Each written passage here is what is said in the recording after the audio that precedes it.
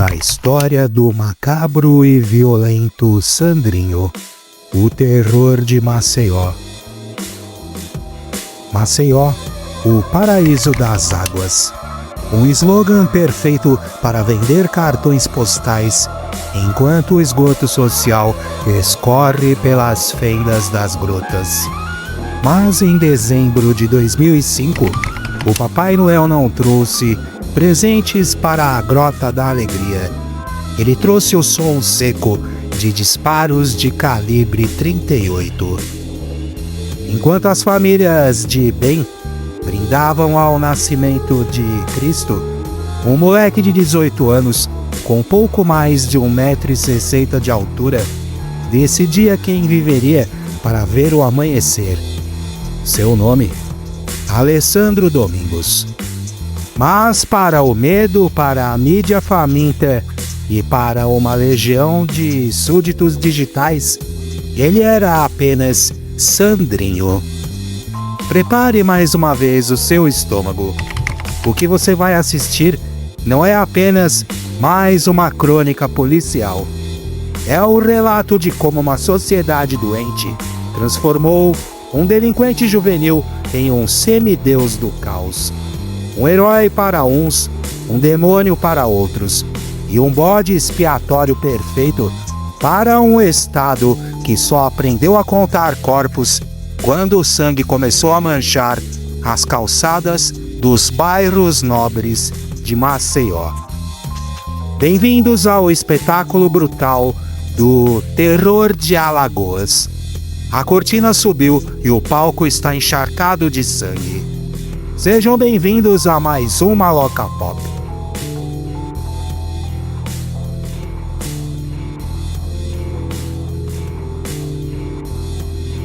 A Gênese do Monstro, terceira série e furtos de sobrevivência. Alessandro Domingos da Silva não caiu do céu como uma praga bíblica. Ele foi gestado no abandono. Nascido por volta de 1987 ou 1988, ele era o retrato do futuro do Brasil que ninguém quer ver nas redes sociais. Filho de Maria Silva Domingos, vivia em um casebre periférico com outros 4 irmãos. Sua vida acadêmica durou até a terceira série do ensino fundamental. A escola o perdeu para a rua aos 10 anos, onde ele começou sua carreira com furtos insignificantes, para, como ele mesmo dizia, com uma ironia ácida, entre aspas, ajudar a família pobre. O sistema, em sua infinita sabedoria, o deixou prosperar. De pequenos furtos aos arrombamentos de carros, Sandrinho foi graduado pela negligência pública. Aos 17 anos, ele já não carregava mais cadernos. Carregava ferro na cintura e o peso de quem já tinha decidido que a vida alheia valia menos do que uma dose de adrenalina.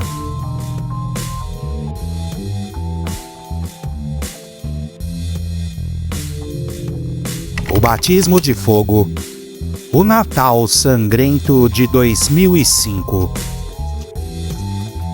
O mito foi selado na noite de 25 de dezembro do ano de 2005. Na Grota da Alegria, no Complexo Benedito Bentes, Sandrinho decidiu dar um fim definitivo a uma rivalidade com 3 homens. O nome das vítimas? Edivan de Melo Casado, o Van, de 24 anos, Adriano Silva Ataíde, de 18, e Lucivaldo Firmino da Silva. Eles foram executados a tiros, quase todos pelas costas, em uma demonstração de, entre aspas, agilidade no gatilho, que a imprensa logo rotularia como o trabalho de um prodígio do crime. Mas Sandrinho não parava para celebrar. Em outubro daquele mesmo ano, ele já havia invadido a casa de Luiz Carlos Siqueira. O alvo era o filho de Luiz, mas como o inimigo não estava, Sandrinho, em sua lógica implacável, executou o pai e tentou matar a irmã, Andréia. Na fuga, cruzou o caminho de um estudante chamado Eric Flávio Gama Santana, que saía da casa da namorada. Eric não tinha dívidas, não tinha inimigos, só teve o azar de estar vivo no caminho de Sandrinho.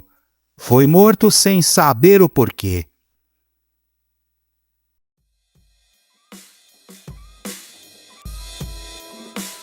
O circo midiático, a marca Sandrinho.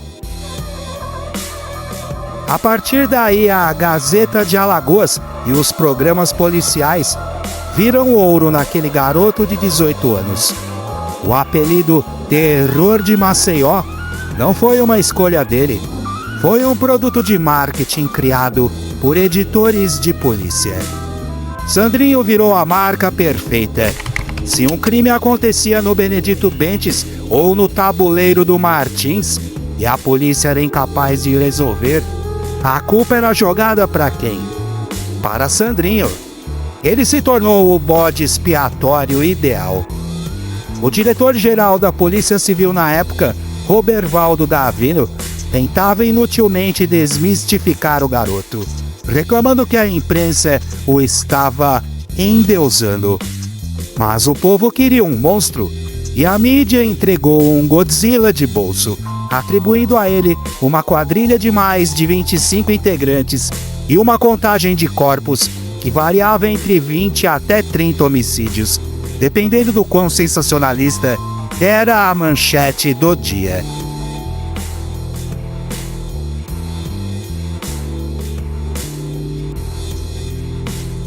A grande fuga e o erro político fatal. Preso na casa de custódia e depois enviado ao presídio Ciridião Durval, Sandrinho mostrou que as grades alagoanas eram meras sugestões decorativas. Em 1º de maio de 2006, em pleno Dia do Trabalhador, ele, seu irmão Marcelo Domingos da Silva e outros 9 detentos saíram pela porta da frente em uma fuga em massa. Livre, armado e perigoso, ele iniciou uma turnê de terror. Assaltos a postos em Rio Largo, tentativas de homicídio no Village Campestre 2 e roubo de um automóvel. Mas Sandrinho cometeu o erro que nenhum criminoso em Alagoas pode cometer. Ele mexeu com a elite. A quadrilha assaltou a Fazenda Boa Fé, em Murici, e levou um veículo Toyota Hilux. O dono, o empresário Olavo Calheiros, irmão do então presidente do Senado, Renan Calheiros.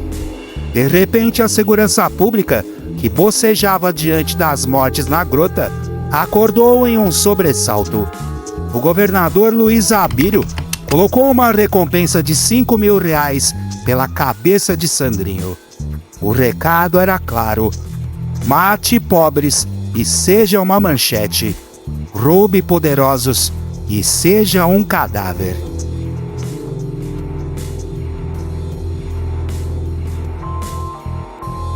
Orkut, onde o crime vira meme. Enquanto a polícia montava operações cinematográficas, a rede social de maior sucesso da época, o Orkut, transformava a tragédia em comédia ácida. Comunidades como O Terror Sandrinho é Matador e Sandrinho para Governador acumulavam milhares de membros.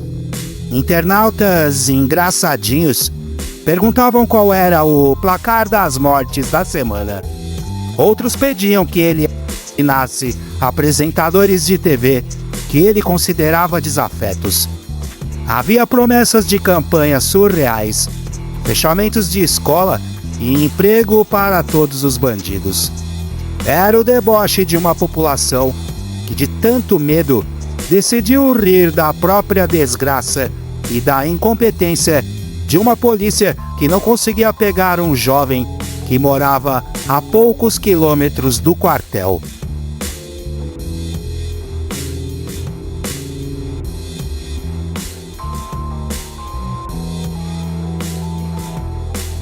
O acerto de contas. 28 de julho de 2006.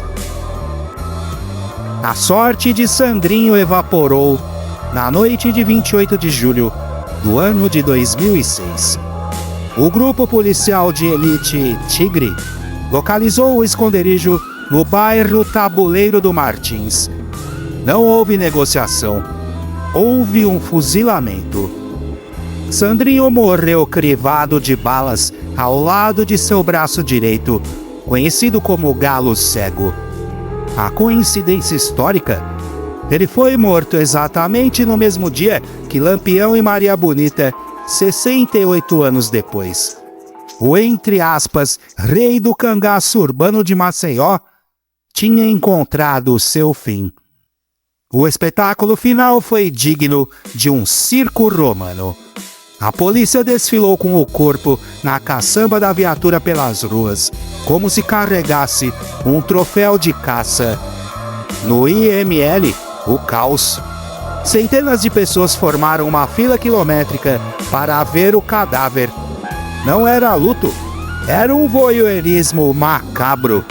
Uma moradora, Maria Rita Silva, resumiu o sentimento de muitos, entre aspas: "Eu queria agradecer pessoalmente a quem fez isso."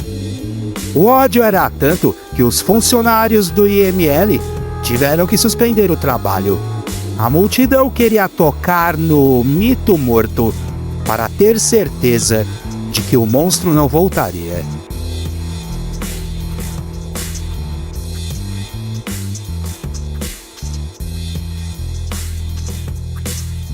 Sandrinho morreu aos 18 anos, mas a fábrica de Sandrinhos continua operando em turno dobrado em cada esquina de Maceió e inúmeros outros locais pelo Brasil. Enterraram o corpo, mas as perguntas continuam apodrecendo ao sol.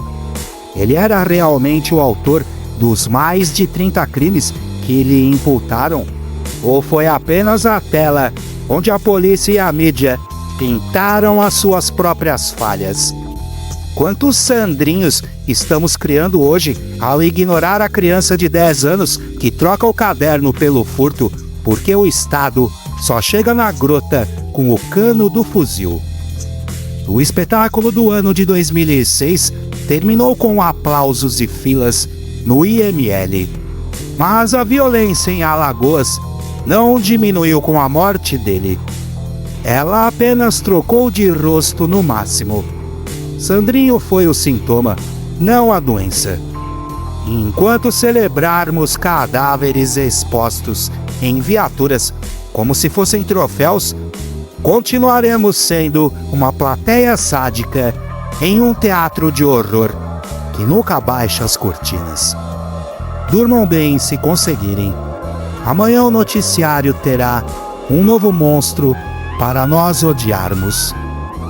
Este foi mais um Maloca Pop.